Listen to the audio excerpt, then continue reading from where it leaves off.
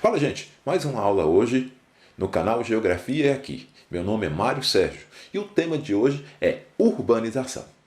Falamos aí de metrópole, região metropolitana, conurbação, megalópole. Ou seja, isso aí vai nos dar o que a gente chama de polarização, ou seja, influência das cidades.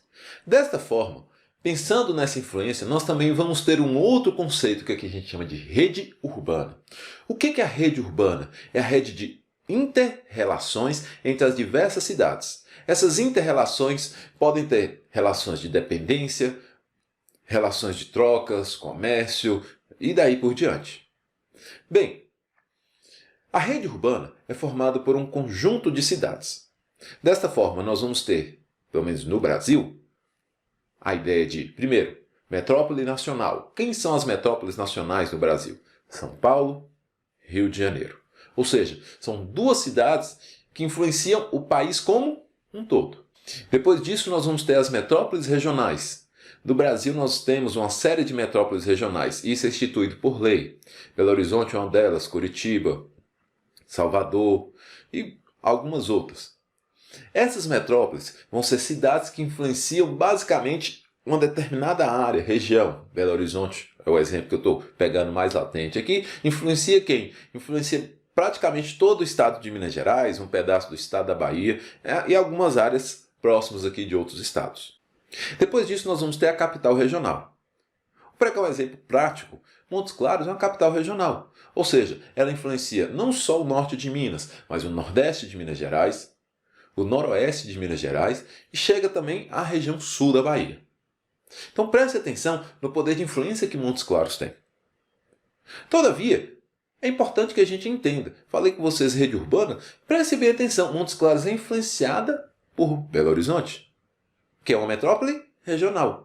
E Belo Horizonte, por sua vez, é influenciada por Rio de Janeiro e São Paulo, que são as metrópoles nacionais. Então repare que está formando uma hierarquia, uma rede de influência entre as cidades. Capital regional, depois de capital regional, nós vamos ter o centro sub-regional.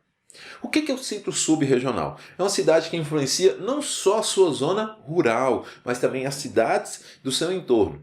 Não tem um poder de influência tão grande como a capital regional, mas ela influencia outras cidades. Aqui na região norte de Minas, polarizado por Montes Claros, nós vamos ter como centros sub-regionais Janaúba, Januária, Pirapora e outras cidades aqui do entorno. E depois do centro sub-regional, nós vamos ter o centro local, ou seja, a cidade local. Essa cidade é aquela que influencia basicamente só a sua zona rural. Até pouco tempo atrás, nós tínhamos o sistema de rede urbana que a gente chama de clássico. O que seria isso?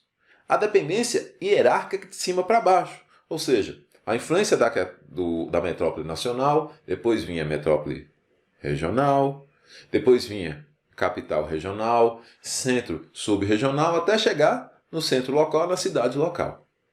Todavia, com a melhoria dos meios de comunicação e de transporte, está havendo fluxos, não mais dependendo dessa hierarquia rígida. Ou seja, a cidade local pode ir diretamente lá à metrópole nacional. Como? Gente, a partir do momento que eu estou comprando pela internet, eu não preciso mais sair de uma cidade pequena e ir a um centro regional ou uma metrópole regional. Eu posso comprar, por exemplo, diretamente lá de São Paulo. Posso comprar diretamente do Rio de Janeiro. Ou seja, reparem como essa hierarquia já não está tão rígida mais. Porém, ainda existe essa hierarquia. Mostrei para vocês aí o esquema clássico e a alteração que essa hierarquia urbana, essa rede urbana vem sofrendo. Ou seja, além dessa alteração da rede urbana, nós estamos vendo outras tendências. A primeira tendência é a comparação da urbanização de países desenvolvidos e em desenvolvimento. O que se observa? Nos países desenvolvidos, percebe-se que há uma maior harmonização, um maior equilíbrio entre as cidades, principalmente nessa hierarquia. Ou seja, há dependência? Há. Mas não há um desequilíbrio, principalmente uma desigualdade tão grande, ou seja, cidades muito pobres pouco desenvolvidas, com pouquíssimos recursos, e cidades altamente desenvolvidas com muitos recursos. Então, há essa característica nos países desenvolvidos. Nos países em desenvolvimento, subdesenvolvidos, a gente ainda vê uma concentração muito grande, ou seja, cidades muito pujantes, com grande quantidade de recursos, e cidades que praticamente não têm recurso nenhum. Então, há ainda esse desequilíbrio.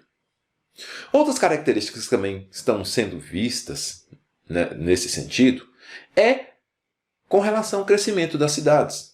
Começa-se a perceber que há uma diminuição no ritmo de crescimento das grandes cidades. Ou seja, pensando na situação do Brasil, as grandes metrópoles elas começam a diminuir o seu ritmo de crescimento. Continuam crescendo, só que não no ritmo tão intenso como se via há algum tempo atrás. Ou seja, o que se percebe? Está aumentando o ritmo de crescimento das famosas cidades de porte médio. Por que isso ocorre? Uma tendência natural, as cidades de porte médio elas começam a ganhar infraestrutura. São cidades menores, têm menos criminalidade, o ritmo de vida é menos intenso, ou seja, demora-se menos para sair de casa, para chegar ao trabalho, o tempo de viagem entre os locais é menor, porque é uma cidade menor, né, pela lógica, e isso vem atraindo muitas pessoas. Ou seja, há um crescimento dessas cidades de porte médio, dotando elas também, junto com o crescimento de cada vez mais infraestrutura. Inclusive com o crescimento industrial, há o deslocamento de indústrias das maiores cidades para essas cidades menores. E, além disso, outra tendência é o fortalecimento das cidades globais. Falei com vocês das metrópoles nacionais do Brasil, mas nós temos cidades globais. Rio de Janeiro e São Paulo, por exemplo, são consideradas cidades globais. Que elas influenciam dentro do Brasil, mas influenciam também fora do Brasil. Rio de Janeiro, né, pela questão do carnaval, praias, etc., é conhecida mundialmente. E esse fortalecimento dessas cidades, não só no Brasil, mas a gente vê fortalecimento de cidades globais como Londres, Paris, Nova York, Tóquio, Pequim. Ou seja, cidades que vêm ganhando influência mundial, vêm aumentando a sua influência mundial. Velho, não é possível que você assistiu essa videoaula até agora, não se inscreveu no canal, não deu um like e nem marcou o sininho? Véi, quebra o galho aí!